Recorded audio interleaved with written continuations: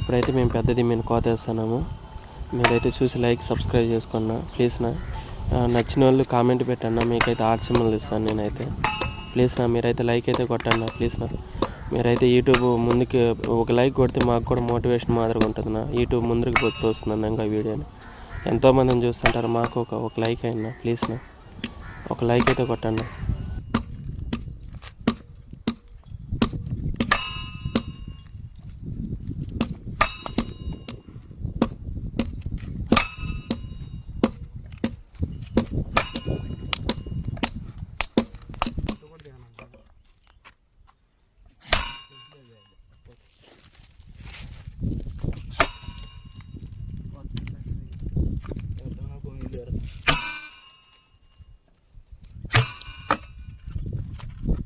అనుకున్నట్టే పోయింది.